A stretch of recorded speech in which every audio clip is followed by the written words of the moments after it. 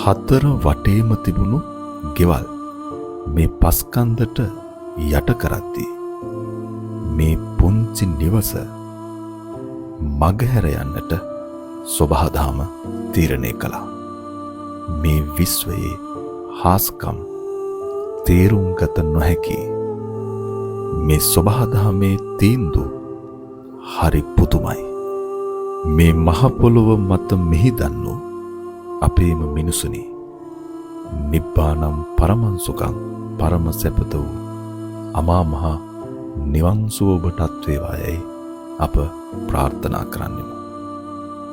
සසර වසනතුරු නිවන් දකින්නතුරු ඔබට මෙවන් අකල් මරණයක් කිසි කලක නොවේවායයි අප ප්‍රාර්ථනා කරන්නෙමු.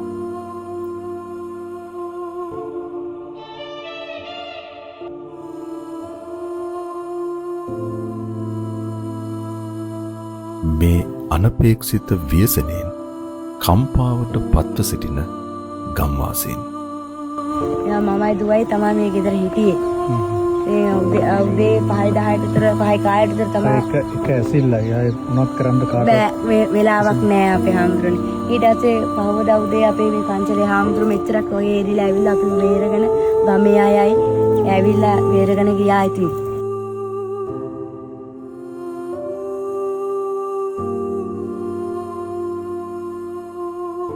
ගමක සුන්දරත්වයේ දකිමින් ජීවත් වන්නට සිහින මවන ඔබ මොහොතකට කම්පණයට පත් කරන මේ සිදුවීම ඇසූ පිරු හැම කෙනෙකුටම කම්පණයට පත් කරනවාට කිසිදු සැකයක් නැත.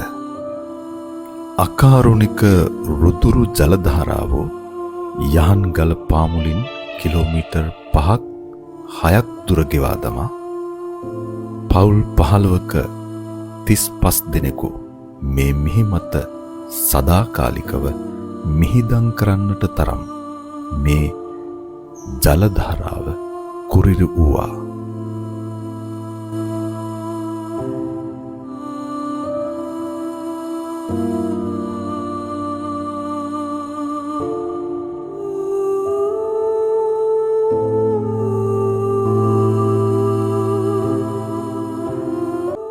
අද සිට මේ සුන්දරත්වයේ බලන දකින ඔබට කඳුළු කතාවක අලුත් පරිච්ඡේදයක් අකමැත්තෙන් වුවද ලියන්නට වේවි.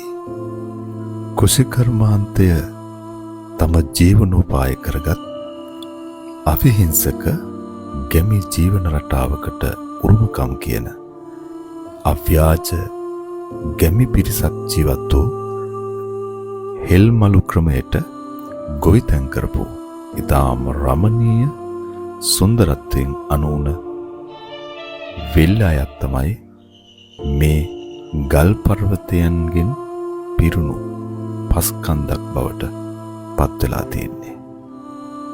අව්‍යාජ මිනිසුන්ගේ සුන්දර කතාබහ, කුරුල්ලු කිරිල්ලන්ගේ මිහිරි නද,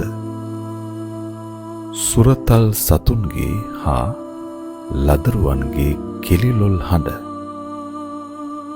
ගලා යන ජලපහරේ නාදය සදහටම එක් ඇසිල්ලකින් නවතා දමා සමූහ මිනිවලක් බවට පත් වූ ඒ මහා ඛේදවාචකය. තමන්ගේ කියලා කිසිම කෙනෙක් ඉතුරු නොවූ කම්පිත හදවතින් සෝසුසුම් ලමින් සිටින ඔවුන්ගේ සිත් සුවපත් වේවා. මහනුවර දිස්ත්‍රික්කයේ මිනිපේ ප්‍රාදේශීය ලේකම් කොට්ටාසයට අයත් උඩත්තව නෙළුම්මල ගම්මානයේ කඳුළු කතාවයි මේ.